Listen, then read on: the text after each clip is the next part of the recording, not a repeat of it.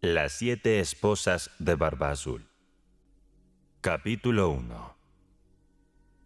Diversas y peculiares percepciones se han manifestado acerca del individuo frecuentemente referido como Barba Azul. Tal vez la más cuestionable es aquella que lo presenta como una representación del Sol.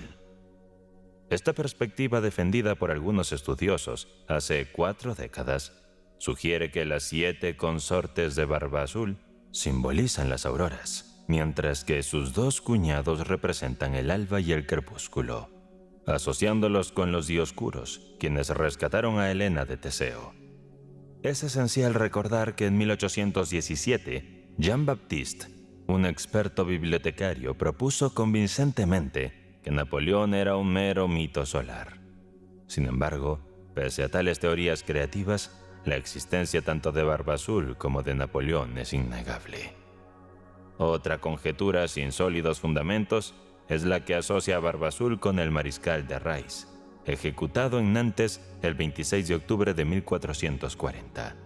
Sin cuestionar si el mariscal realmente cometió sus presuntos delitos o si su fortuna, deseada por un monarca avaro, jugó un papel en su desgracia, no encontramos similitudes claras entre sus vidas. Esta discrepancia es suficiente para no fusionar o confundir a ambos personajes. Charles Perrault, alrededor de 1660, fue el primero en redactar una biografía sobre este señor, famoso por sus 7 matrimonios, presentándolo como el epítome de la maldad y crueldad. Sin embargo, cabe cuestionar, si no su sinceridad, al menos la precisión de su relato. Tal vez tenía preconcepciones sobre su protagonista. No sería el primer caso de un escritor que exagera negativamente la imagen de su personaje. Mientras Tito es retratado favorablemente, parece que Tácito exageró en su descripción oscura de Tiberio. Macbeth, acusado por leyendas y por Shakespeare de atrocidades, en realidad fue un monarca justo. No traicionó y mató al rey Duncan. Duncan, aún joven, cayó en la batalla y se halló su cuerpo al día siguiente. Había acabado con varios familiares de Grunchno, esposa de Macbeth.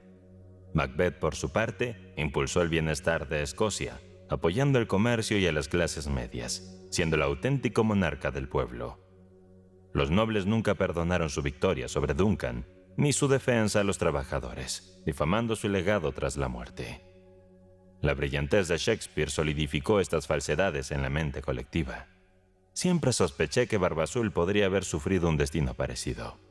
Los relatos sobre su vida no lograron convencerme por completo, enfrentándome a incongruencias notables. La vehemencia con la que se intentó demostrar su crueldad solo incrementó mis dudas. Mis sospechas resultaron acertadas. Las sensaciones que surgieron de mi entendimiento sobre la condición humana pronto se consolidaron en convicciones respaldadas por evidencia irrefutable. En Jean Desbois descubrí diversos documentos vinculados a Barba Azul, incluyendo su defensa y una acusación anónima contra quienes lo asesinaron, que por razones desconocidas nunca fue procesada. Estos registros fortalecieron mi convicción de que era un hombre virtuoso y desdichado, cuyo legado había sido manchado por difamaciones sin fundamentos. Con esta nueva perspectiva, sentí la responsabilidad de narrar su historia genuina, aunque no albergaba esperanzas de que mi esfuerzo fuera ampliamente reconocido. Soy consciente de que este intento de reivindicación probablemente se pierde en la indiferencia y el desinterés. ¿Cómo puede la cruda y sencilla verdad competir con el brillante engaño de la mentira? Capítulo 2. Por el año 1650, entre Compiègne y Pierrefonds, residía un acaudalado noble, Bernard de Montragaux. Sus ancestros habían desempeñado roles significativos en el reino. No obstante, él prefería el retiro lejos del bullicio cortesano, disfrutando de una tranquila vida en su castillo de Guilletes. A pesar de poseer ricos muebles, vajilla de metales preciosos y tapices exquisitos que conservaba con esmero, no era por avaricia. Era generoso en su trato. En esos tiempos, en el entorno rural, los nobles optaban por una vida humilde, compartiendo sus alimentos con sus súbditos y mezclándose con ellos en festividades. Sin embargo, en eventos especiales desplegaban todo lujo y esplendor, rompiendo la rutina diaria.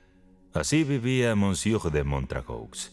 Aunque su castillo de arquitectura gótica parecía rudo y austero desde afuera, especialmente por las bases de sus torres derruidas durante turbulencias pasadas en el reinado del fallecido rey Luis, su interior era todo lo contrario. Las estancias estaban ornamentadas al estilo italiano, y la extensa galería en el piso inferior brillaba con relieves, pinturas y detalles dorados. En una esquina de la mencionada galería se ubicaba un cuarto conocido como el pequeño gabinete. Aunque Charles Perrault lo mencionaba así, también se le conocía como Gabinete de las Princesas Desafortunadas. En sus muros, un artista florentino había plasmado las conmovedoras historias de Dirce, hija del sol, siendo atada a un toro por los vástagos de Antíope, Níobe, derramando lágrimas en el monte Sipilo por sus descendientes alcanzados por flechas celestiales, y Procris recibiendo en su pecho la jabalina lanzada por Céfalo. Estas representaciones eran tan realistas que parecían cobrar vida. Las losetas de pórfido del suelo parecían impregnadas del sufrimiento y sangre de estas desdichadas damas. Una puerta del gabinete conducía al foso, que se encontraba seco. Las caballerizas, por otro lado, eran una construcción impresionante, separada del castillo. Podían albergar a 60 caballos y disponían de espacio para 12 carruajes, ornamentados con detalles dorados. Sin embargo, lo que verdaderamente otorgaba un encanto especial a Guilletes eran los frondosos bosques y canales que lo circundaban, ofreciendo el deleite de la caza y la pesca. En esa región, muchos solo se referían al señor de Montragaux como Barba Azul. Este apodo provenía de la gente del pueblo, y aunque su barba parecía azul, en realidad era debido a la intensidad de su tono negro. Tan oscuro era su negro que daba la ilusión de un matiz azulado. No debemos concebir a este señor con una apariencia temible, como la del mítico Tifón con su tirada de barbas azules que se pueden apreciar en Atenas. Una imagen más acertada sería pensar en él como aquellos actores o clérigos con rostros recién rasurados que reflejan un tinte azulino en sus mejillas. Monsieur de Montraux no lucía una barba afilada como la de su abuelo en la corte de Enrique II, ni tampoco desplegada en abanico como la de su bisabuelo, que pereció en Marignan. En la línea del señor de Turenne, solo ostentaba un sutil bigote y una perilla en la barba, y aunque sus mejillas reflejaban ese tinte azulado, no le restaba distinción ni imponía temor. Su apariencia viril podría parecer un tanto severa, pero esto no desencantaba a las damas. Bernard de Montragaux, de figura esbelta, hombros anchos y buen porte, llevaba aires más de campo que de la alta sociedad. Sin embargo, no era tan codiciado por las mujeres como uno podría esperar para alguien de su estatus y fortuna. La causa, su timidez, no su barba. Las mujeres lo fascinaban y simultáneamente lo intimidaban. Su temor era tan palpable como su interés. Frente a una dama, preferiría enfrentar la muerte antes que iniciar una conversación, y aunque se sintiera atraído, permanecía en un mutismo sombrío. Solo sus ojos, que a veces adoptaban una mirada penetrante, revelaban sus sentimientos. Esta timidez le predisponía a innumerables desventuras. Le impedía conectar adecuadamente con mujeres recatadas y al mismo tiempo lo hacía vulnerable ante las más osadas y descaradas. Esta condición fue el talón de Aquiles de su existencia. Al quedar sin familia desde pequeño y rehuyendo oportunidades matrimoniales ventajosas debido a su marcada timidez, Bernard de Montraux se casó con una cierta señorita Colette Passage. Esta mujer había ganado algo de dinero llevando a un oso en danzas por distintas localidades del reino. La amó intensamente y en su defensa, Colette tenía cierto encanto. Era esbelta, de numerosos senos y una piel aún fresca, aunque con marcas del tiempo al aire libre. Al convertirse en dama de alta sociedad, su gozo fue inmenso.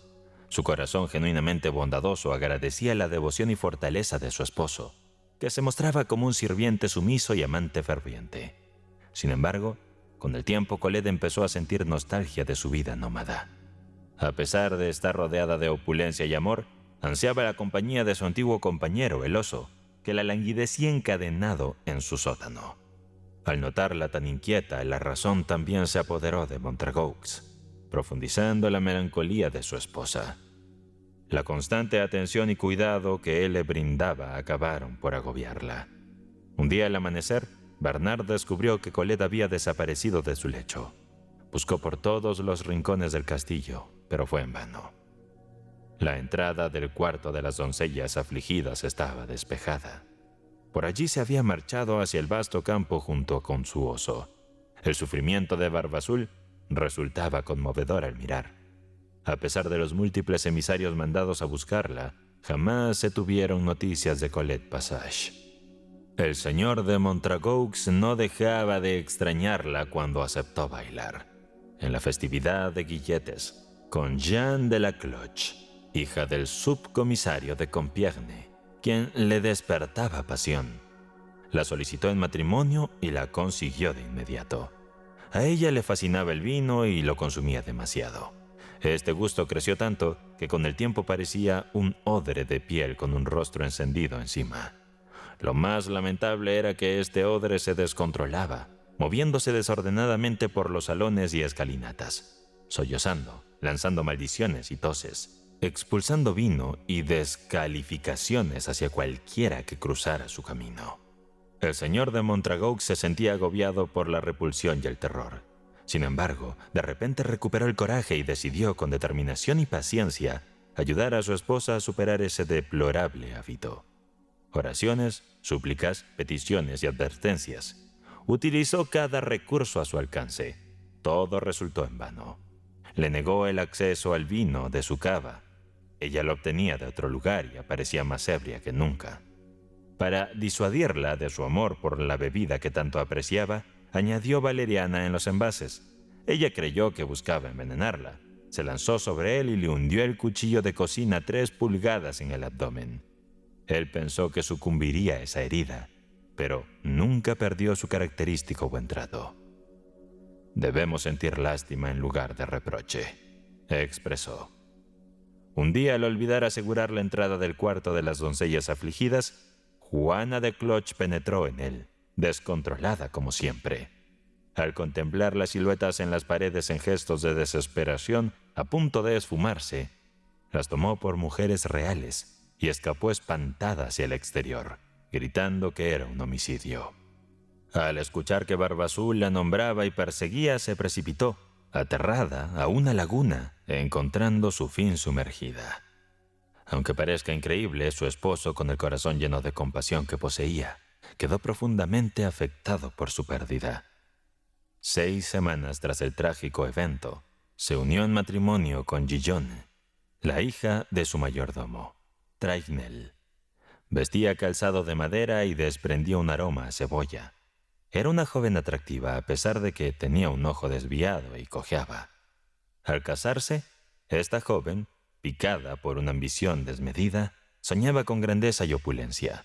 No estaba contenta con la riqueza de sus ropajes, la belleza de sus collares, el tamaño de sus rubíes, el lujo de sus carruajes ni la vastedad de sus propiedades.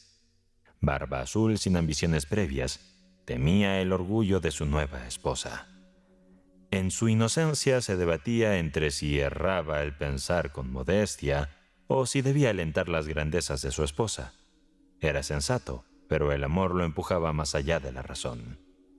Gillon solo deseaba brillar en sociedad, ser reconocida en la corte y ser amante del rey. Su frustración la llevó a enfermar y falleció. Barba Azul, apenado, le erigió un monumento majestuoso. El honorable señor, agobiado por incesantes infortunios familiares, tal vez hubiera decidido no casarse de nuevo, pero fue escogido por Mademoiselle Blanche, hija de un militar que ostentaba una única oreja, alegando haber perdido la otra en servicio del rey. Poseía una astucia que usaba para traicionar a su esposo, siendo infiel con varios nobles del lugar. Engañaba a Barba Azul en su propio hogar, y aunque él sospechaba, no tenía certeza. Lamentablemente, mientras se empeñaba en traicionar a su esposo, no cuidaba de ser leal a sus amantes, engañándolos entre sí. Un día fue descubierta en el cuarto de las doncellas desventuradas con un amante, por otro antiguo amor, quien, celoso, la asesinó. Horas después, un sirviente la encontró sin vida, incrementando el temor hacia esa estancia. El afligido Barba Azul, tras confrontar su vasta deshonra y la fatídica partida de su esposa, no encontró consuelo en este último infortunio. Su amor por Blanche había sido más intenso que hacia Jane de la Cloche, Gillon o incluso Colette. Al darse cuenta de las constantes traiciones y de que no volvería a sufrirlas, su dolor y confusión mental crecían sin cesar. Su angustia fue tan abrumadora que cayó enfermo y estuvo al borde de la muerte. Los doctores, tras intentar diversos tratamientos sin éxito, le sugirieron que el único alivio a su mal estaría en casarse de nuevo. Puso sus ojos en una joven parienta, Angèle de la Garandine, creyendo que se le concedería fácilmente al no tener bienes. Lo que le movió a casarse con ella fue su fama de ser ingenua e inexperta en los asuntos del mundo. Tras ser traicionado por una mujer astuta, pensó que encontraría paz con alguien más inocente. Sin embargo, al unirse en matrimonio con Mademoiselle de la Garandine, pronto descubrió su error. Aunque Angèle era amable, bondadosa y le tenía cariño, carecía de astucia y fácilmente podía ser desviada hacia el mal por influencias externas.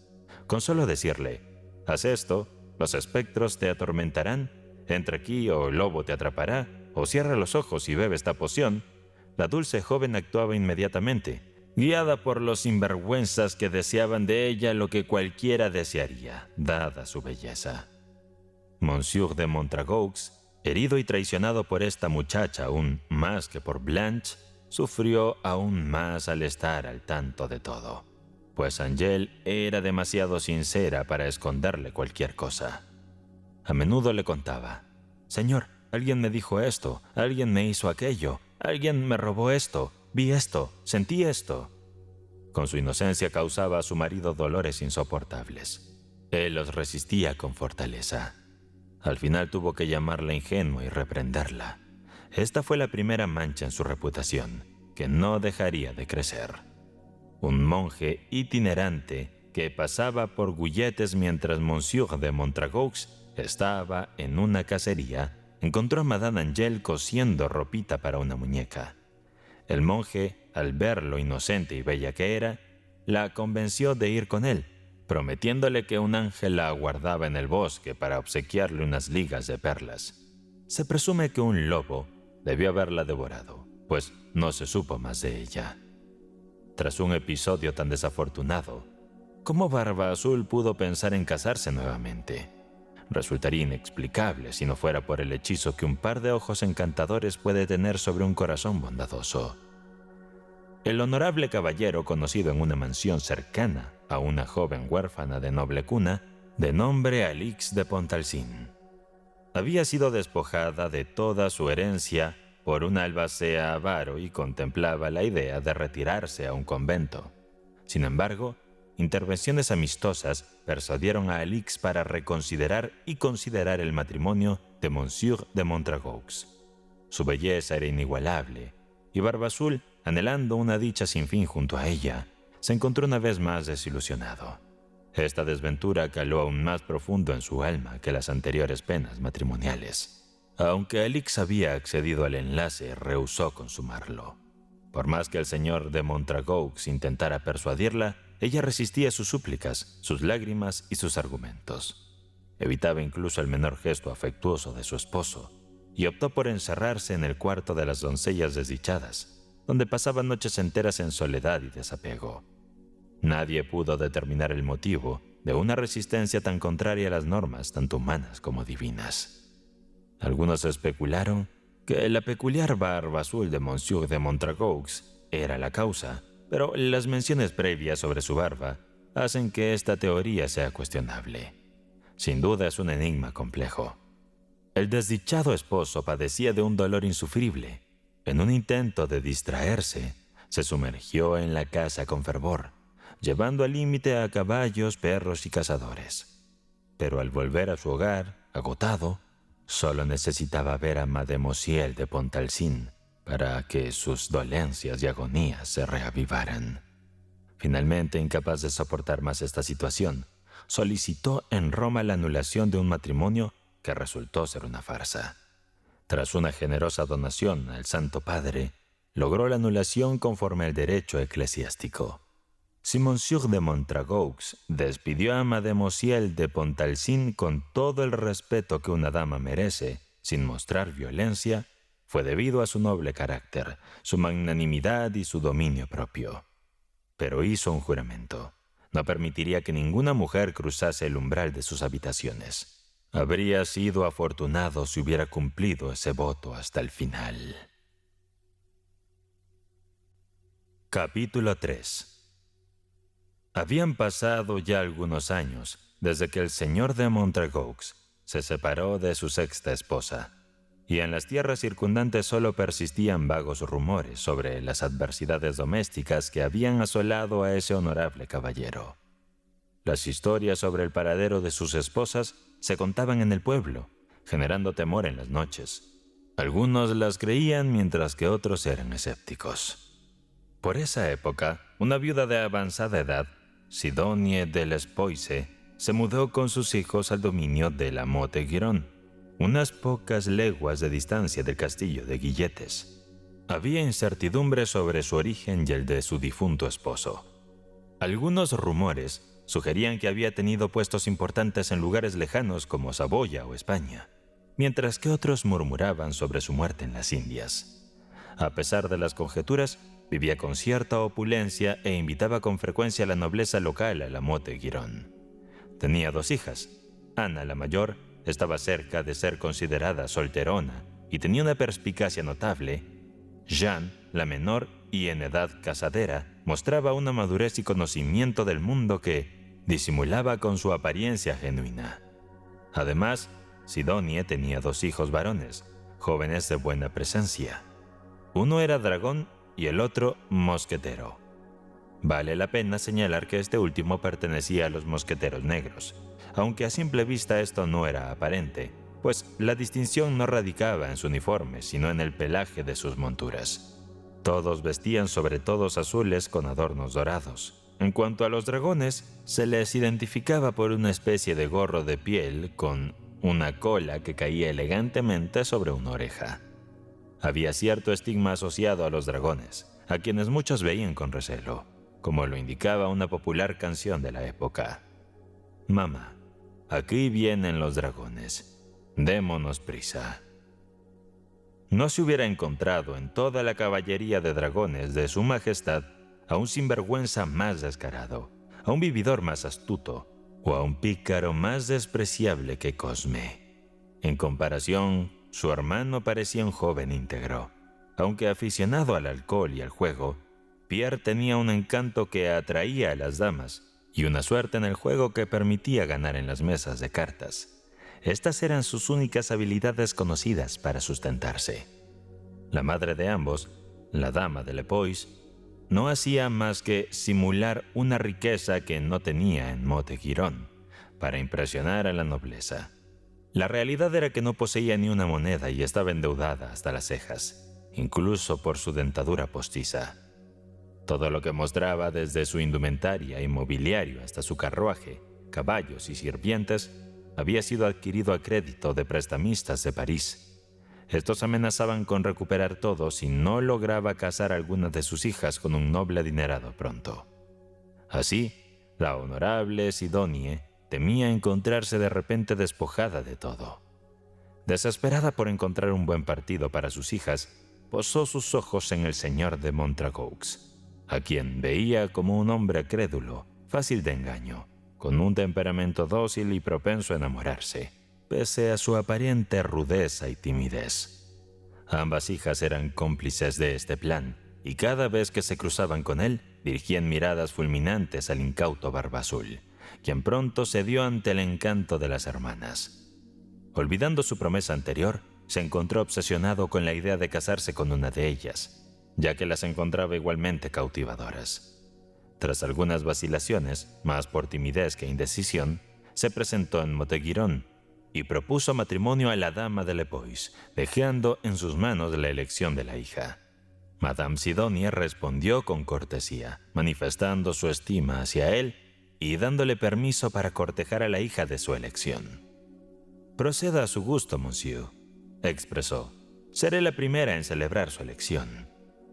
En un intento por familiarizarse mejor con las jóvenes Lepoix, Barba Azul organizó una estancia de 2 semanas en su majestuoso castillo de Guilletes. Durante esos días, los jardines y salones del castillo vibraron con la alegría de festividades sin fin. Caminatas, cacerías, pesca, bailes, banquetes y todo tipo de entretenimientos. El joven Chevalier de Merlus, invitado por las damas Lepoix, tomó la iniciativa en la organización de las cacerías. Las imponentes jaurías de Barba Azul y la gran asistencia atraían a muchos. Las damas, con la misma pasión que los caballeros, se sumergían en la emoción de la caza. Sin embargo, no siempre estaban tras el venado. A menudo los cazadores se dispersaban en parejas y se perdían en los bosques, solo para regresar al atardecer con historias de sus aventuras. Tras unos días de observación, Barba Azul se sintió particularmente atraído por Jeanne, la más joven de las hermanas. A pesar de su juventud, no carecía de mundo. Su afecto se hizo evidente ya que no veía la necesidad de esconderlo. Aunque no era un gran conversador, sus miradas y suspiros profundos decían más que las palabras. Su risa retumbante, por otro lado, podía sacudir a toda una sala. Pero en su inocencia, no notó el evidente interés de Chevalier hacia Jane, o si lo hizo, no le dio importancia. Su experiencia limitada con mujeres no le había enseñado a ser desconfiado. Las celebraciones en el castillo alcanzaron niveles de esplendor inigualables. Al anochecer, miles de antorchas iluminaban el castillo, creando una atmósfera mágica. Las mesas adornadas con exquisitos platos del campo y el bosque eran atendidas por sirvientes disfrazados de criaturas míticas. Las melodías de los músicos llenaban el aire y, en una de las noches, los niños del pueblo, dirigidos por sus maestros, ofrecieron un discurso en honor a Barba Azul. Y sus distinguidos invitados, un astrólogo con un buen sombrero puntiagudo, deleitó a las damas con predicciones sobre sus futuros romances basándose en la quiromancia. Barba Azul, en un gesto de generosidad, invitó a todos sus súbditos a unirse a la festividad y personalmente distribuyó alimentos a los menos afortunados. A las 10, por miedo al sereno nocturno, el grupo se trasladó a las habitaciones, alumbradas por las incontables candelas. Ahí se alistaron mesas con distintos juegos: lansquenet, billar, reversí, travesía, tórtola, carrusel, arco, fiera, ruleta, trío, ajedrez, damas, dados, cazarrecompensas y maromas. Barba Azul tenía una racha de mala suerte en estos entretenimientos, perdiendo considerables cantidades cada noche. Para animarse, observaba a las 3 señoras Lepoix ganando constantemente. Jeanne la menor, que usualmente respaldaba las apuestas del caballero de Merlus, acumulaba pilas de monedas. Los hijos de Madame de Lepoix también prosperaban en el reversí y cazarrecompensas. Su fortuna siempre brillaba en las apuestas más altas. Las partidas se extendían hasta altas horas. Nadie descansaba en estas increíbles celebraciones, y como mencionaba el primer biógrafo de Barba Azul, estaban despiertos toda la noche, haciéndose bromas mutuamente. Esos momentos eran los más placenteros del día, pues aprovechando el anonimato nocturno, quienes se sentían atraídos se escondían en algún rincón oculto. El Chevalier de Merlus solía disfrazarse de demonio, espectro o licántropo para espantar a los presentes, pero siempre terminaba en la alcoba de Jeanne de Lepoix. El amable señor de Montragaux no era olvidado en estas travesuras. Los hijos de Madame de Lepoix le esparcían pólvoras picantes en el lecho y quemaban en su cuarto esencias de olor desagradable. O ponían un cántaro de agua encima de su puerta para que al intentar abrir, el agua cayera sobre él. En definitiva, le gastaban bromas de todo tipo, para el entretenimiento de todos, y Barba Azul las toleraba con su característico buen ánimo. Realizó su solicitud, a la que Madame de la Poix accedió, aunque confesó que le dolía el alma pensar en casar a sus hijas. La boda tuvo lugar en Montgueron, con la opulencia sin precedentes. La señorita Juana, de una hermosura deslumbrante, lucía un vestido enteramente de encaje francés, con su cabellera llena de rizos. Su hermana Ana ostentaba un atuendo de terciopelo verde con dorados bordes. El traje de su madre era de tejido dorado con bordas de chenilla negra y embellecido con perlas y brillantes. Monsieur de Montragaux mostraba todos sus valiosos diamantes sobre un atuendo de terciopelo oscuro. Lucía imponente. Su semblante tímido e ingenuo contrastaba con su tez azulada y su robustez. Los hermanos de la novia estaban evidentemente, elegantemente vestidos, pero el caballero de Merluz, con un traje de terciopelo rosado decorado con perlas, resplandecía con un brillo inigualable. Justo después del evento, los judíos que habían alquilado a la familia de la novia y a su amante todas estas distinguidas vestimentas y lujosas joyas, recuperaron sus pertenencias y regresaron a París con ellas. Capítulo 4. Por un mes, el señor de Montragaux se sintió el hombre más afortunado. Idolatraba a su esposa y la veía como un ángel de inocencia. Sin embargo, ella era todo lo contrario. Aunque hombres más perspicaces que el incauto Barba Azul podrían haber caído en su juego, ya que tenía un ingenio y perspicacia notables, y seguía obedientemente a su madre, la mujer más astuta de toda Francia. Se asentó en Guilletes junto a su hija mayor, Ana, sus dos hijos, Pierre y Cosme, y el caballero de Merluz, quien siempre estaba cerca de Madame de Montragaux, como si fuese su sombra. A su devoto esposo esto le incomodaba un poco. Hubiera querido tener a su esposa solo para él, pero aceptó el cariño que ella mostraba hacia aquel joven, pues le había dicho que era como un hermano para ella. Charles Perrault relataba que, en un mes tras el matrimonio, Barba Azul tuvo que emprender un viaje de 6 semanas por un asunto bastante relevante. Aunque no especifica el motivo, se ha especulado que quizá fue un truco del marido celoso, según la tradición, para sorprender a su esposa. Pero la realidad es distinta.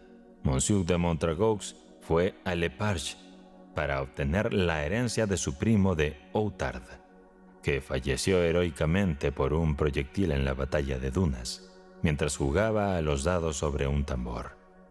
Antes de su partida, Monsieur de Montragaux instó a su esposa a disfrutar de todos los placeres en su ausencia. «Invite a todos sus amigos, madame», sugirió. «Salgan a montar, diviértanse y disfruten del tiempo». Les confió todas las llaves del hogar, demostrando que en su ausencia, ella sería la única y absoluta señora de Guilletes. «Esta llave», comenzó, «abre los grandes armarios. Esta otra, el depósito de oro y plata de uso cotidiano. Esta, mis cajas fuertes que albergan monedas de oro y plata. Esta, los baúles donde reposan mis joyas, y esta última es la llave principal de todas las estancias. En cuanto a esta pequeñita, es la del gabinete, al final de la galería, en el primer piso. Te invito a explorar y recorrer donde desees». Charles Perrault menciona que Monsieur de Montragaux continuó: «Pero respecto al pequeño gabinete, te ruego que no accedas. Te lo pido enfáticamente, pues si desobedeces no sé cómo reaccionaré ante tu curiosidad». El cronista de Barba Azul, al registrar estas palabras, parece haber adoptado sin corroborar la versión posteriormente fabricada por las damas Lepoix. La realidad es que Monsieur de Montragaux tenía otro tono.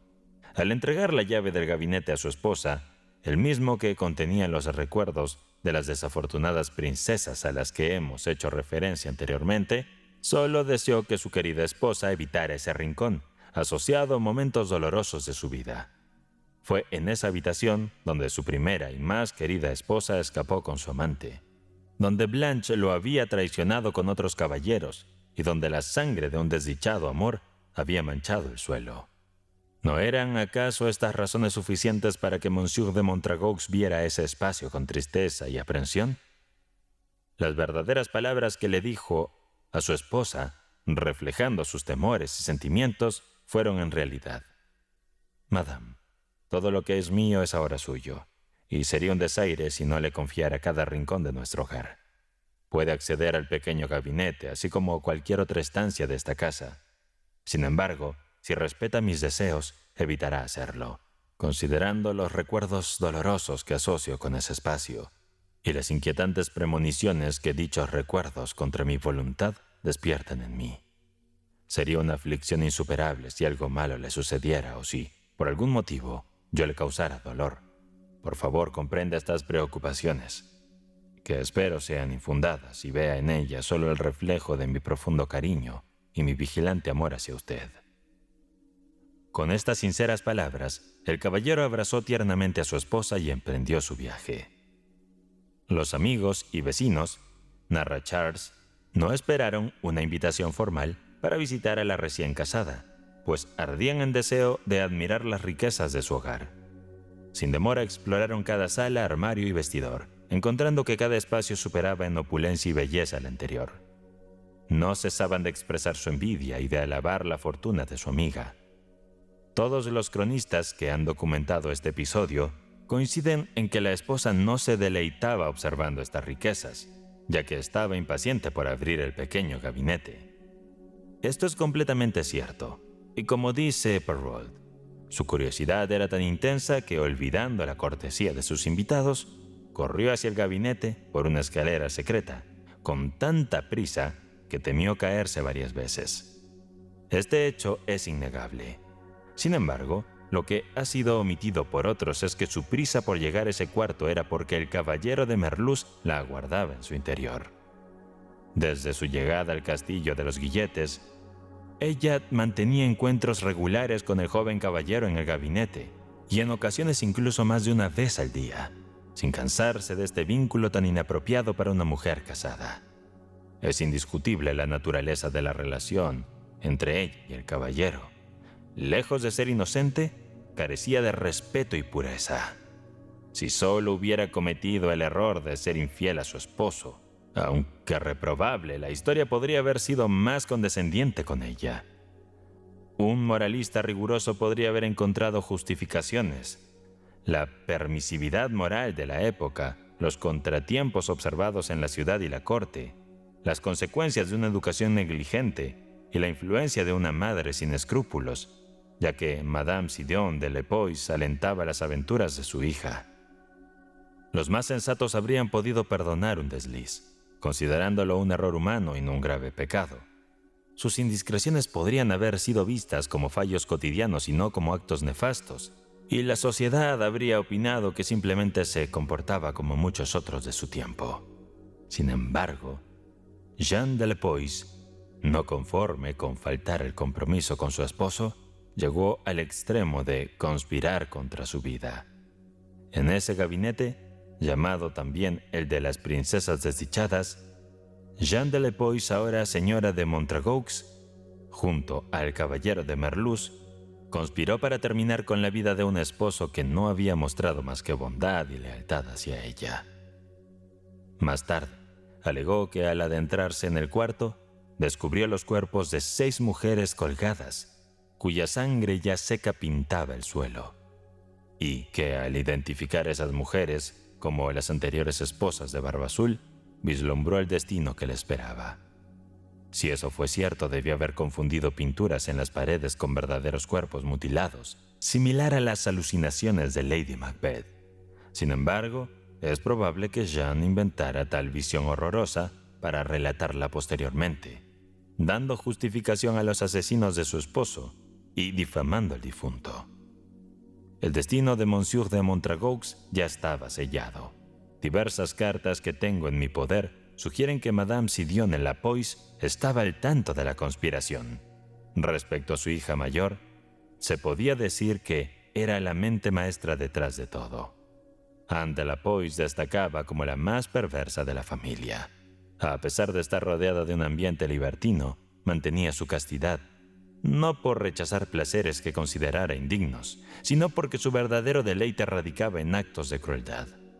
Convenció a sus hermanos, Cosme y Pierre, de unirse a la trama, prometiéndoles liderar un regimiento como recompensa.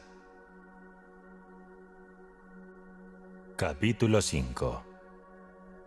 Ahora nos toca delinear, basándonos en documentos auténticos y evidencias confiables, el crimen más abominable, traicionero y vil que haya sido registrado. El homicidio que describiremos solo tiene paralelo con el perpetrado la noche del 9 de marzo de 1449 contra Guillaume de Flavy, a manos de su esposa Blanche, una mujer joven y esbelta, el bastardo de Orbandas y el barbero Jean Boquillon. A Guillaume lo asfixiaron con una almohada, le propinaron una brutal paliza con un palo y finalmente le cortaron el cuello, tal como se haría con un becerro. Blanche Overdreuk justificó el acto alegando que su marido tenía intenciones de ahogarla, mientras que Jean de la Poisse engañó a un esposo que la adoraba con un grupo de villanos despreciables. Abordaremos esta historia con la mayor serenidad posible.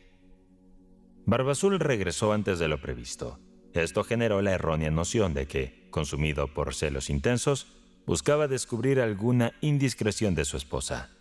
No obstante, volvía lleno de gozo y confianza. Si tenía intenciones de sorprenderla, era con un acto de amor y no de sospecha. Su amabilidad, ternura y semblante jubiloso y sereno habrían conmovido incluso al corazón más endurecido, pero el caballero de Merluz y la infame familia Le Poisse solo vieron en ello una oportunidad para acabar con él y usurpar su fortuna, lo cual había crecido con la reciente herencia. Su joven esposa lo recibió con una sonrisa radiante, dejándose envolver en un abrazo y dirigiéndose juntos a su dormitorio, donde se esmeró en agradar a su amable marido. Al día siguiente, le entregó el manojo de llaves que él le había confiado previamente. Sin embargo, faltaba la llave del gabinete de las desventuradas princesas, usualmente referido como el pequeño gabinete. Barbazul, con tono cordial, le pidió que se la devolviera, y tras algunos rodeos y excusas por parte de Jeanne, finalmente accedió a devolvérsela. La pregunta que se nos plantea nos lleva a los confines de lo históricamente demostrable y lo filosóficamente posible. Charles, en sus escritos, sostiene que la llave del pequeño gabinete tenía propiedades mágicas, siendo una llave de hada, es decir, poseía características fuera de lo común, contrarias a nuestra comprensión ordinaria del mundo. Y honestamente no hay evidencia que refute directamente esta afirmación. Aquí es pertinente recordar las palabras de mi distinguido mentor, Monsieur Duclos Desluns. Cuando lo sobrenatural emerge, el historiador no debe descartarlo. Así, me limitaré a citar, en relación con esta llave, el consenso entre los biógrafos antiguos de Barbazul. Todos concuerdan en que era una llave mágica. Este detalle no es menor. No es el único ejemplo de objetos manufacturados que parecen poseer características extraordinarias. Las leyendas están llenas de relatos sobre espadas encantadas. La espada del rey Arturo, Excalibur, tenía poderes mágicos. La espada de Juana de Arco también, y como evidencia se dice que, cuando esta espada se rompió, los fragmentos no pudieron ser forjados nuevamente, a pesar de los intentos de los mejores herreros. Víctor Hugo en su poesía menciona escaleras mágicas aún veladas en la oscuridad. Hay escritores que creen en la existencia de hombres lobo, seres capaces de transformarse en bestias. Así, en la intersección de lo histórico y lo místico, nos encontramos con elementos que desafían nuestra comprensión racional y que invitan a la maravilla y al asombro. No nos aventuramos a confrontar una convicción tan inquebrantable, ni intentaremos determinar si la llave del diminuto cuarto tenía algún encanto. Nuestra discreción no significa que tengamos dudas, y eso es lo que la valora. Pero en el terreno donde nos sentimos seguros, o más bien, en nuestra propia competencia, donde nuevamente somos críticos de realidades y narradores de eventos, es donde descubriremos que la llave tenía marcas de sangre. Los relatos escritos no nos convencen lo suficiente como para aceptar eso. No tenía marcas de sangre. La sangre se había derramado en el cuarto hace tiempo, independientemente de si la llave se había limpiado o secado. No podía estar tan manchada. Lo que la mujer, en su nerviosismo, vio como una marca de sangre era simplemente un reflejo del amanecer rosado.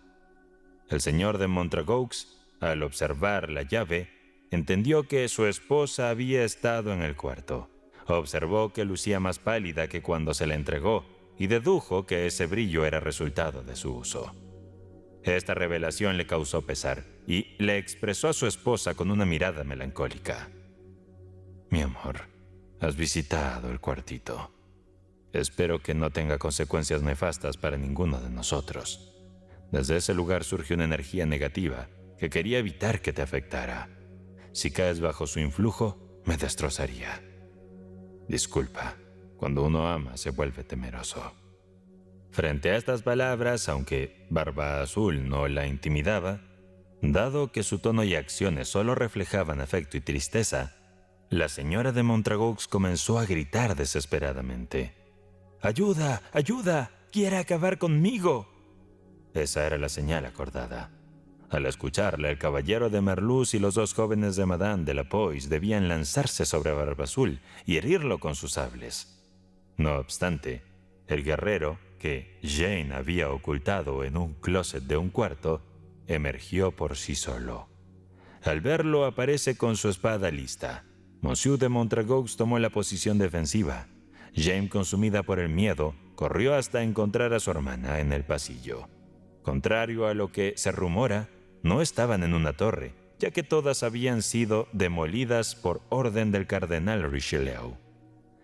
La hermana intentaba dar coraje a sus dos hermanos, quienes pálidos y temerosos dudaban enfrentar tal desafío. La esposa le suplicó con urgencia: «Vamos, vamos, hermanos, rescaten a mi amado». Pierre y Cosme fueron directo hacia Barba Azul, tras haber despojado al guerrero de Merluz de su arma y someterlo con la rodilla. Lo apuñalaron traicioneramente por detrás y lo siguieron atacando incluso después de que dejó de respirar.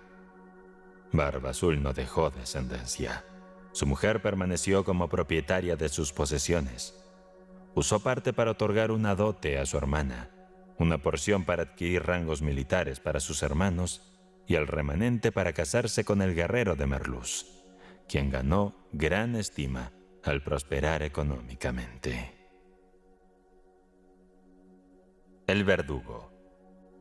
El reloj de la pequeña ciudad de Menda acababa de marcar la medianoche.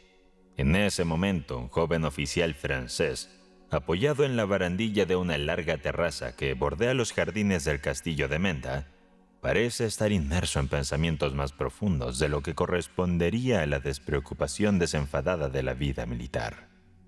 Aunque es necesario decir que nunca la hora, el escenario o la noche fueron más propicios para la meditación. El hermoso cielo de España extiende su cúpula azul sobre su cabeza.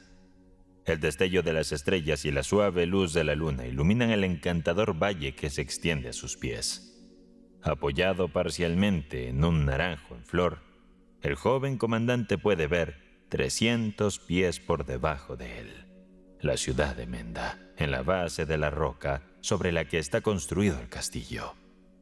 Girando la cabeza, contempla el mar, cuyas aguas centellantes rodean el paisaje como una sábana de plata. El castillo está iluminado, alegre bullicio de un baile. Los sonidos de una orquesta, las risas de los bailarines llegan hasta él, mezclándose con el distante murmullo de las olas. El frescor de la noche revitaliza su cuerpo, fatigado por el calor del día. Además, los jardines están plantados con árboles tan fragantes y flores tan dulces que el joven se siente como si estuviera sumergido en un baño perfumado. El castillo de Menda pertenece a un noble español de gran importancia. Actualmente reside allí con su familia. Durante toda la velada, la hija mayor ha mirado al joven oficial con un interés que expresa una profunda tristeza y una compasión implícita por parte de una española, lo que podría haber hecho que el francés fantaseara. Clara es hermosa, y aunque tiene 3 hermanos y una hermana, la riqueza del marqués de Leganés parece ser suficiente para que Victor Marchand crea que la joven está destinada a una buena dote. Sin embargo, ¿se atreverá a pensar que la hija del noble más orgulloso de España sería entregada al hijo de un tendero parisino? Además, los franceses son odiados. Como el general GTR, que gobierna la provincia, sospecha que el marqués está planeando una insurrección a favor de Fernando VII. El batallón comandado por Víctor Marchand ha sido acuartelado en la pequeña ciudad de Menda para mantener a raya a los distritos vecinos, que están bajo el control del marqués de Leganés. Un reciente mensaje del mariscal Ney sugiere que los ingleses desembarcarán pronto en la costa y menciona al marqués como el hombre que se cree está en comunicación con el gobierno de Londres.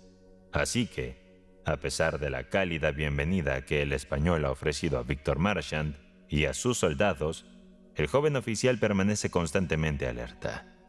Cuando sale del salón de baile a la terraza con la intención de echar un vistazo al estado de la ciudad y los distritos periféricos encomendados a su cuidado, se pregunta cómo debe interpretar la buena disposición que el marqués no deja de mostrarle, y si los temores de su general están justificados por la aparente tranquilidad de la región. Pero en cuanto llega a la terraza, la prudencia y la curiosidad natural disipan estos pensamientos. Vio en la ciudad un gran número de luces. Aunque era la fiesta de Santiago, esa misma mañana había ordenado que se apagaran todas las luces a la hora indicada en el reglamento del ejército, con la excepción de las del castillo. Vio efectivamente las bayonetas de sus soldados brillando aquí y allá en sus posiciones designadas. Sin embargo, reinaba un silencio solemne, y nada indicaba que los españoles estuvieran desobedeciendo sus órdenes en medio de la celebración. Tratando de entender esta infracción consciente y censurable de las normas por parte de los habitantes, le pareció aún más incomprensible por qué había dejado a varios oficiales encargados de patrullar durante la noche y asegurarse del cumplimiento del reglamento. Con la impulsividad propia de la juventud, estuvo a punto de saltar por una abertura en el muro de la terraza y descender rápidamente por las rocas en lugar de seguir el camino habitual hacia un pequeño puesto avanzado que había establecido en la entrada de la ciudad, del lado que daba al castillo. Sin embargo, un ligero ruido lo detuvo en seco. Le pareció escuchar el paso suave de una mujer por el sendero de grava detrás de él. Volvió la cabeza, pero no había nadie, aunque sus ojos se sintieron atraídos por una luz extraordinaria sobre el océano. De repente presenció una escena tan alarmante que quedó momentáneamente paralizado por la sorpresa, pensando que sus sentidos lo estaban engañando. Los brillantes rayos de la luna le permitieron distinguir velas a cierta distancia. Trató de convencerse de que esta visión era una ilusión óptica causada por las fluctuaciones de las olas y la luz de la luna. En ese instante, una voz ronca pronunció su nombre. Miró hacia la abertura de la pared y vio que la cabeza de su ordenanza, que lo había acompañado al castillo, emergía cautelosamente por ella. ¿Eres tú, comandante? Sí, ¿qué sucede?, respondió el joven en voz baja, sintiendo una especie de presentimiento que le indicaba que debía proceder con cautela. Esos canallas se mueven como serpientes, dijo el hombre, y he venido, si me lo permite, para compartir mis observaciones. Habla. Acabo de seguir a un hombre con una linterna desde el castillo que se dirige hacia aquí. Una linterna es muy sospechosa a estas horas de la noche. No creo que nadie necesite encender las velas de la iglesia. Quieren atacarnos, pensé y seguí sus pasos. Y he descubierto, comandante, cerca de aquí, en un montón de rocas, un gran montón de escorias. Parece que quieren encender algún tipo de señal luminosa aquí arriba, estoy seguro. Un grito espantoso que resonó de repente por toda la ciudad interrumpió las palabras del soldado. Una luz brillante iluminó al joven oficial. El desafortunado ordenanza recibió un disparo en la cabeza y cayó. Un fuego de paja y madera seca ardía como una conflagración a menos de 30 pies de distancia del joven comandante. La música y las risas se detuvieron en el salón de baile. El silencio de la muerte, solo interrumpido por gemidos, reemplazó los alegres sonidos de la fiesta. Un solo disparo de cañón resonó en la llanura junto al océano. Un sudor frío corrió por la frente del oficial. No llevaba espada. Estaba convencido de que sus soldados habían sido asesinados y de que los ingleses estaban a punto de desembarcar. Se vio a sí mismo deshonrado si sobrevivía, convocado ante un consejo de guerra para explicar su falta de vigilancia. Luego, midió la profundidad de la caída con la mirada y estaba a punto de saltar cuando la mano de Clara agarró la suya. «Huye», dijo. «Mis hermanos me siguen para matarte. Tus soldados están muertos. Escapa por tu vida. En la base de la roca, por allá, mira. Encontrarás la puya de Juanito. Ve, ve». Ella lo empujó, pero el joven aturdido la miró inmóvil por un momento. Luego, obedeciendo al instinto de supervivencia que nunca abandona ningún hombre, ni siquiera el más fuerte, saltó a través del parque en la dirección indicada, corriendo entre las rocas por donde solo habían pasado cabras hasta entonces. Escuchó a Clara llamando a sus hermanos para que lo persiguieran. Escuchó los pasos de sus asesinos, escuchó las balas de varios mosquetes zumbando cerca de sus oídos. Pero llegó al valle, encontró su caballo, lo montó y desapareció como una flecha. Unas horas más tarde, el joven oficial llegó al cuartel general del general GTR, quien lo encontró cenando con su estado mayor. «Les traigo mi cabeza», exclamó el comandante del batallón perdido al entrar, pálido y abrumado. Se sentó y relató el horrible suceso. A su relato le siguió un silencio aterrador. «Creo que fuiste más desafortunado que culpable», respondió el severo general cuando finalmente habló. «No eres responsable del crimen de esos españoles. Y a menos que el mariscal opine lo contrario, yo te absuelvo». Estas palabras ofrecieron un ligero consuelo al desdichado oficial. «Pero cuando el emperador se entere», exclamó, «querrá que te fusile», dijo el general.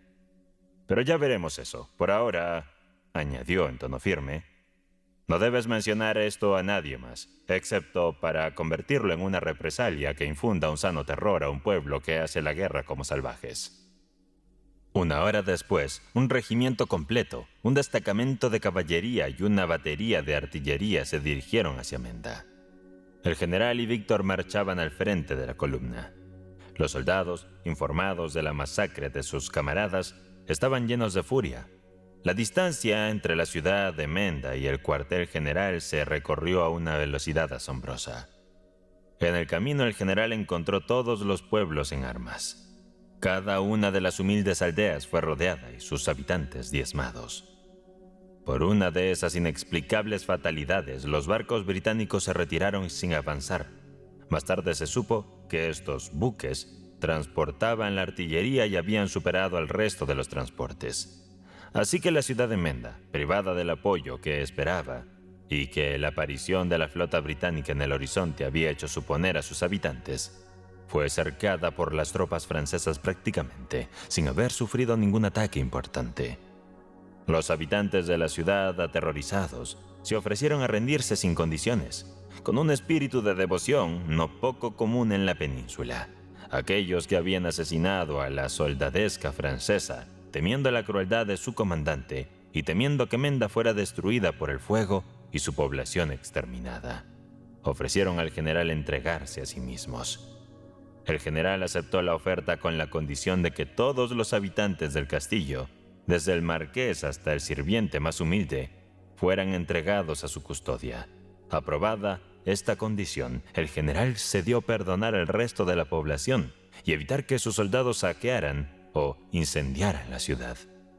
Se impuso un considerable tributo, y los habitantes más acomodados fueron hechos prisioneros como garantía de que el pago se realizaría en un plazo de 24 horas. El general tomó todas las medidas necesarias para la seguridad de sus tropas y adoptó precauciones para proteger la región de posibles ataques externos, negándose a permitir que sus soldados ocuparan las viviendas locales. Después de acampar, subió al castillo y tomó el control de él.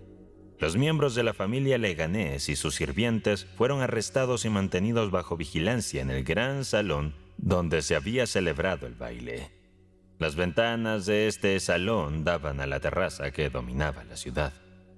El cuartel general se instaló en una de las galerías, donde el general convocó primero un consejo para discutir las medidas necesarias para evitar un posible desembarco británico. Tras enviar a un ayudante de campo con órdenes de Marechal Ney y ordenar la colocación de baterías en ciertos puntos de la costa, el general y su estado mayor se ocuparon de los prisioneros. 200 españoles que se habían rendido fueron ejecutados de inmediato.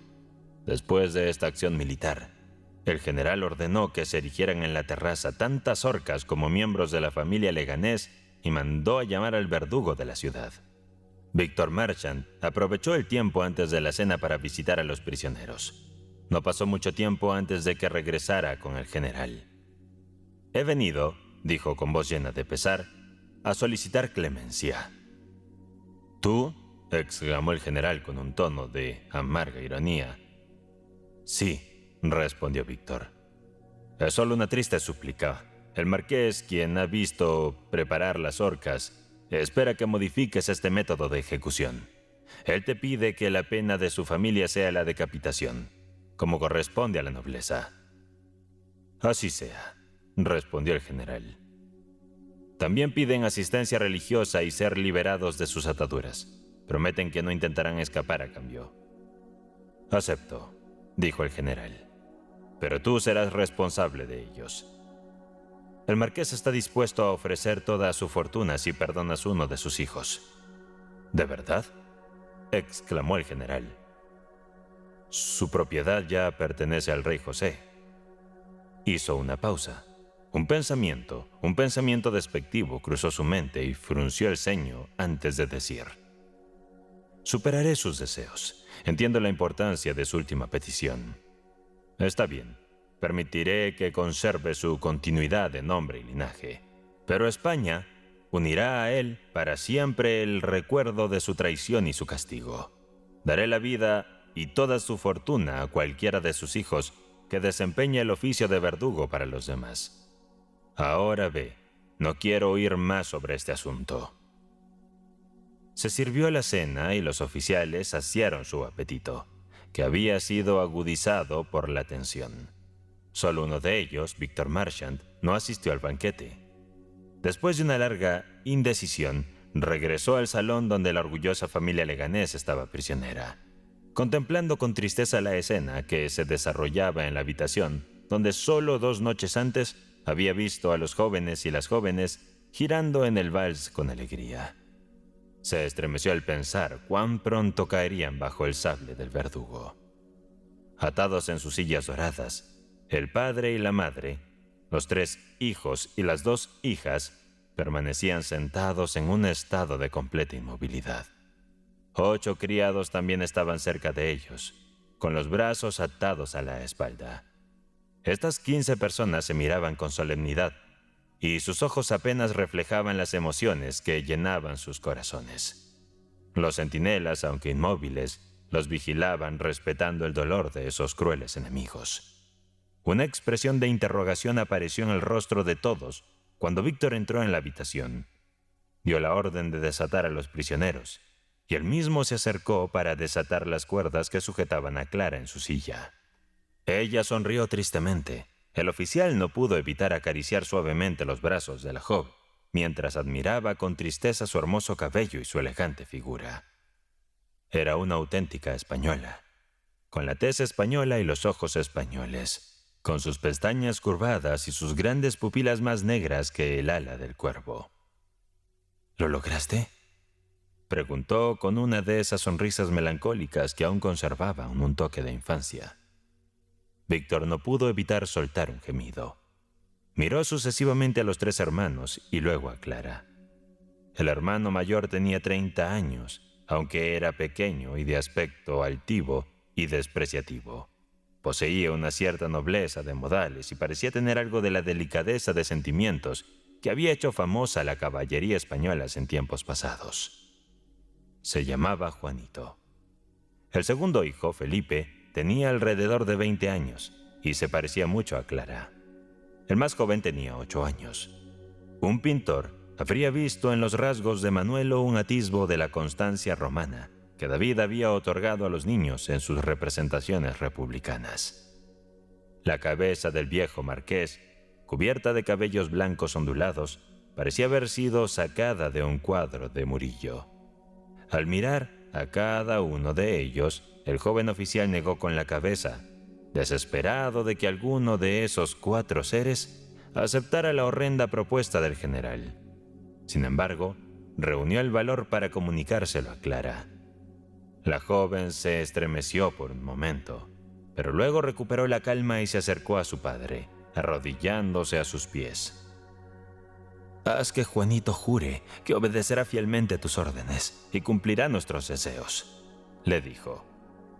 La marquesa temblaba de esperanza, pero cuando, apoyada en su esposo, escuchó la terrible oferta que Clara estaba haciendo, la madre se desmayó. Juanito, al escuchar la propuesta, reaccionó con furia. Víctor se encargó de despedir a la guardia después de obtener la promesa de sumisión absoluta del marqués. Los criados fueron entregados al verdugo, quien los ahorcó. Cuando la familia quedó sola, sin más testigo que Víctor, el anciano padre se levantó. «Juanito», dijo. Juanito respondió solo con un movimiento de cabeza que indicaba su negativa, retrocediendo en su silla y mirando a sus padres con ojos secos y desafiantes.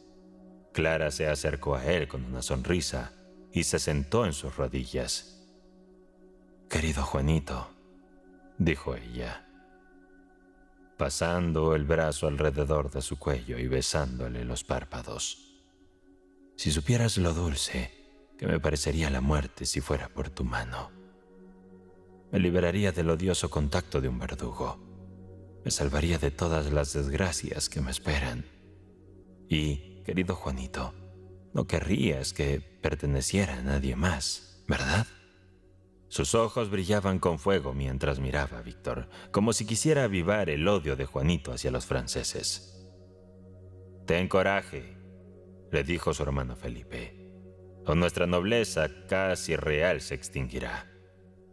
De repente Clara se levantó y el grupo que había formado alrededor de Juanito se dispersó. El joven conde, que tenía razón para rebelarse, se encontró frente a su anciano padre, que habló en un tono solemne. «Juanito, te ordeno que obedezcas». El joven se mantuvo inmóvil. Entonces su padre se arrodilló a sus pies. Involuntariamente, Clara, Felipe y Manuelo imitaron su gesto.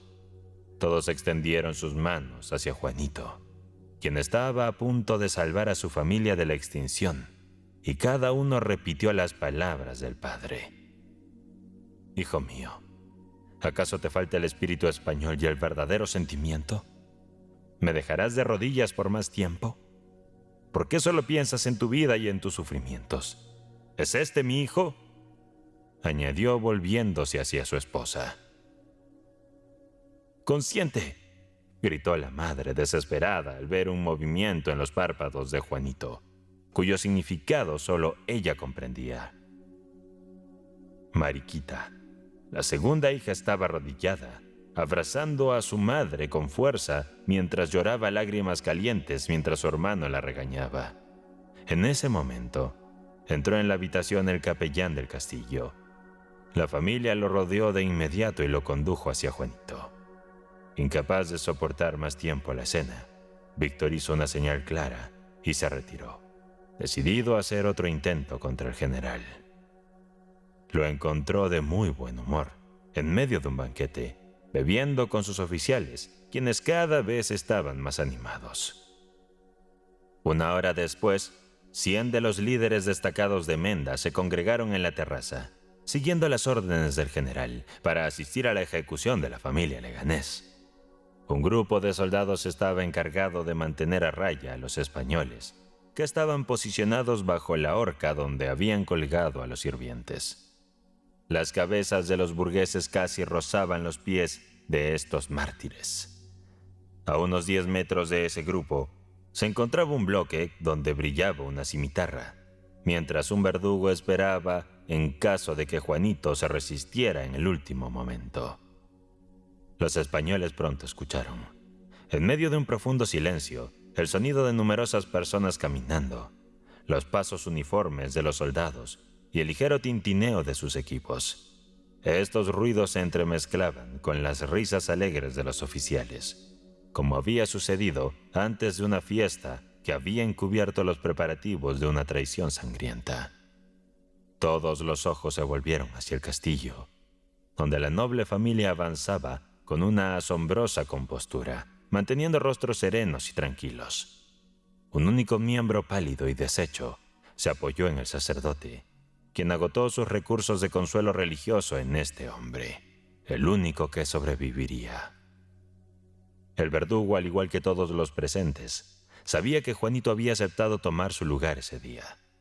El viejo marqués y su esposa, Clara, Mariquita y los dos hermanos menores se adelantaron y se arrodillaron a pocos pasos del bloque fatal. Juanito fue conducido hacia adelante por el sacerdote. Cuando llegó al lugar, el verdugo le tocó el brazo, probablemente dándole algunas instrucciones.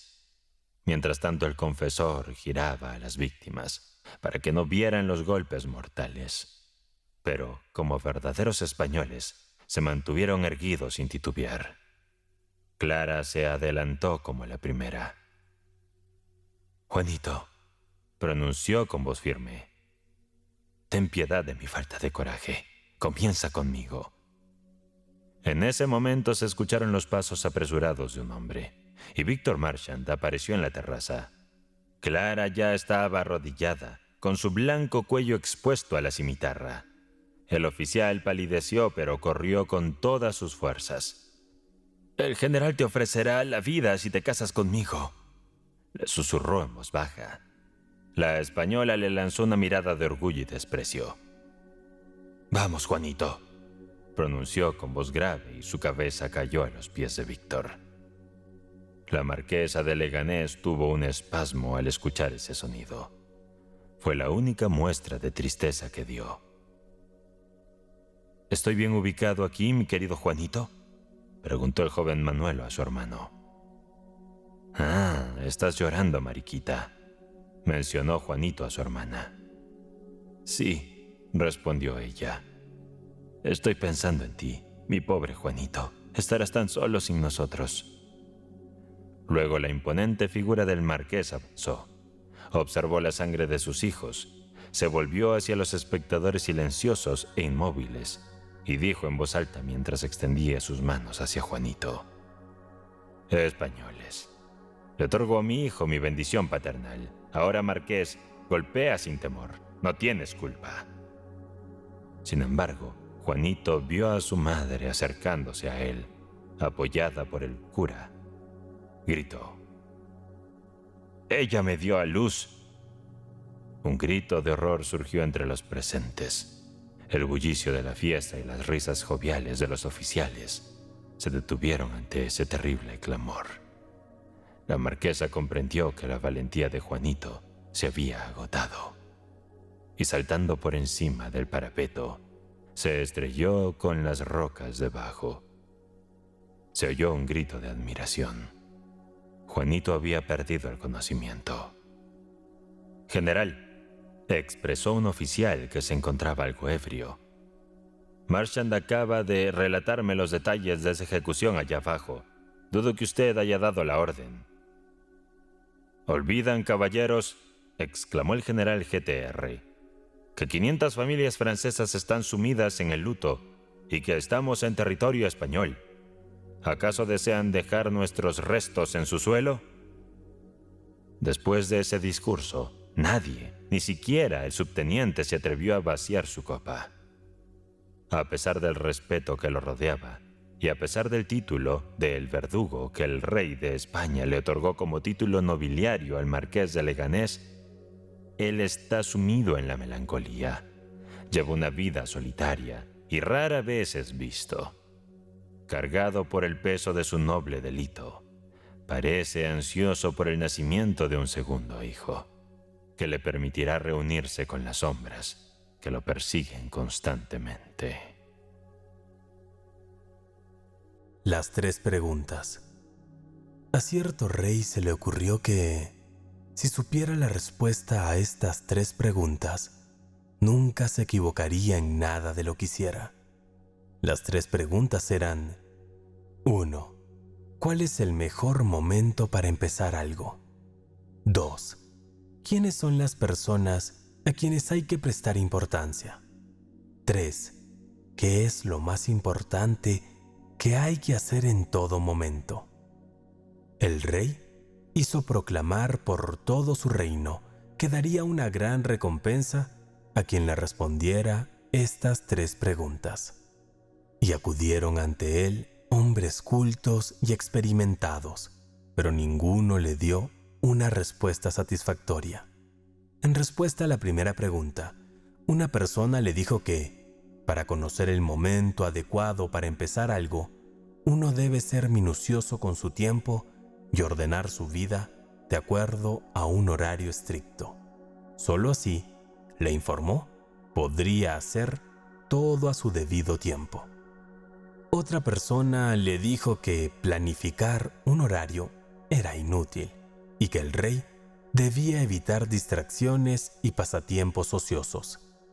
Otros concluyeron en que, por muy atento que estuviera el rey, era imposible que un solo hombre decidiera correctamente el momento adecuado para empezar algo. Lo mejor, entonces, era formar una oficina de sabios y escuchar sus consejos. Las respuestas a la segunda pregunta, ¿quiénes son las personas a quienes hay que prestar importancia?, tampoco lo alegraron.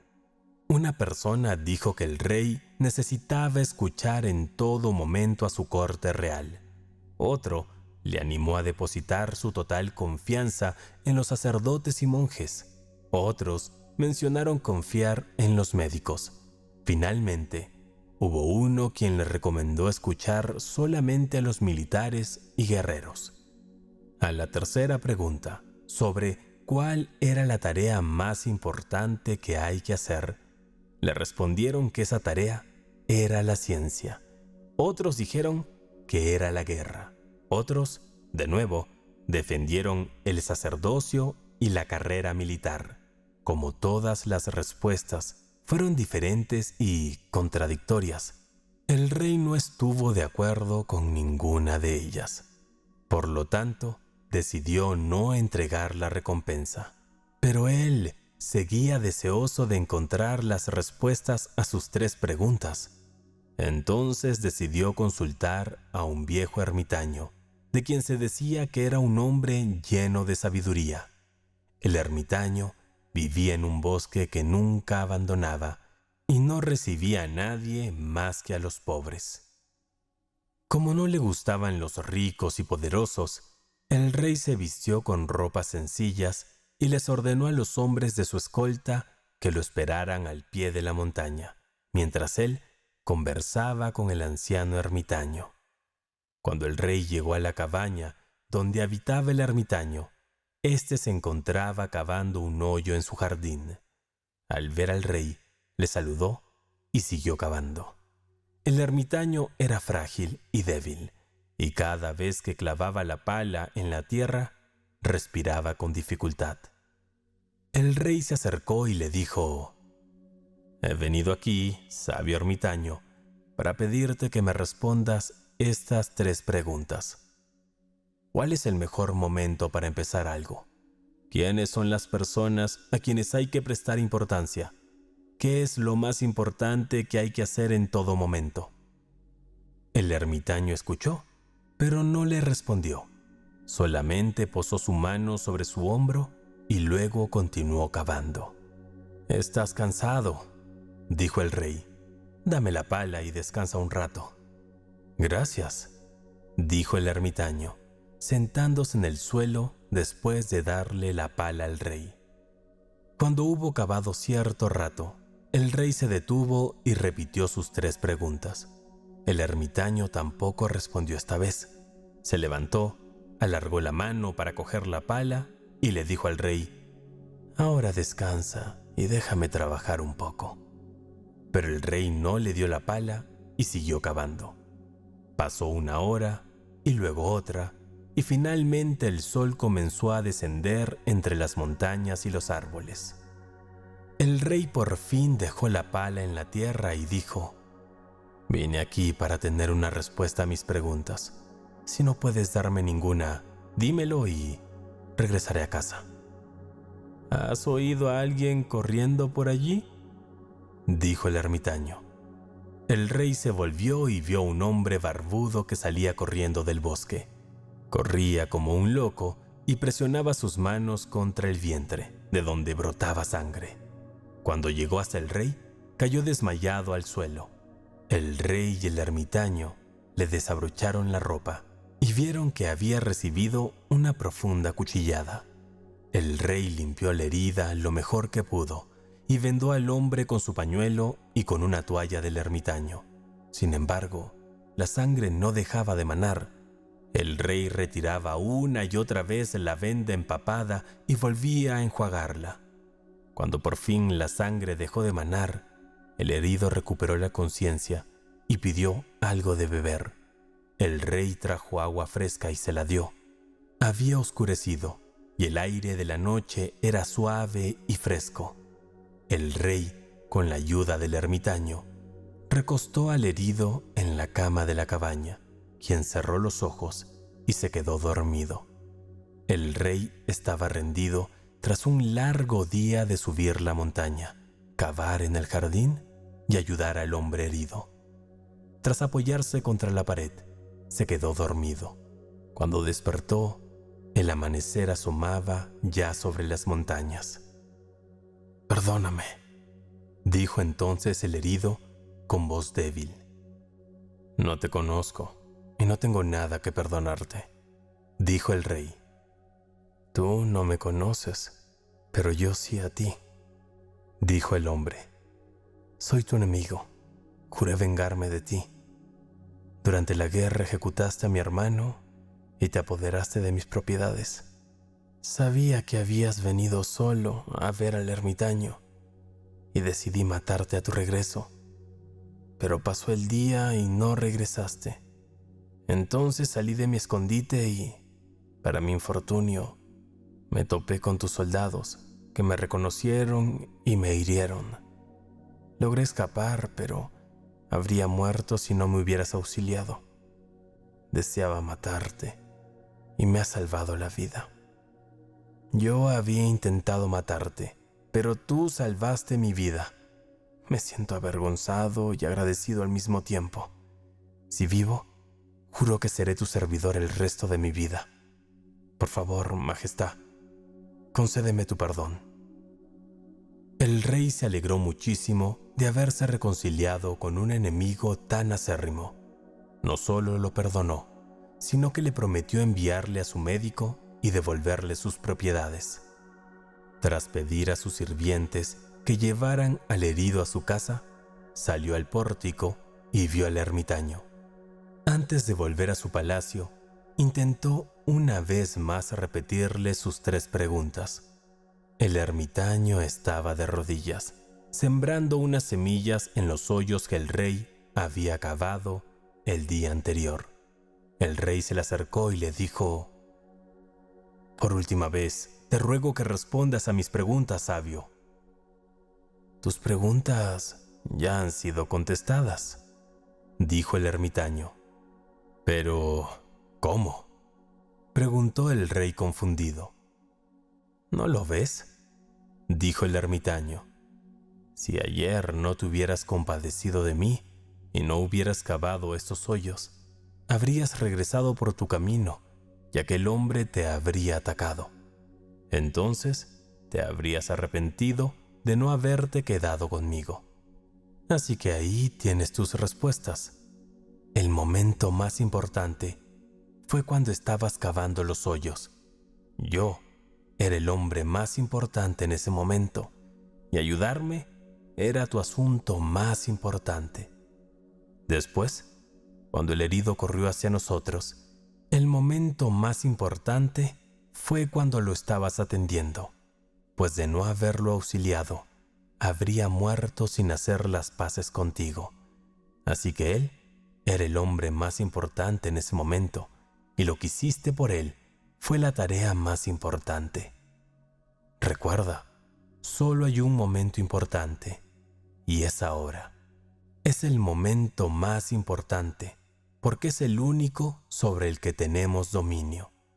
La persona más importante es aquella con quien estás, la que está delante de ti, porque nadie sabe si se tendrán tratos con algún otro en el futuro. El asunto más importante es hacer el bien a esa persona, a la que está junto a ti, hacerla feliz, porque ese es el único propósito de vida.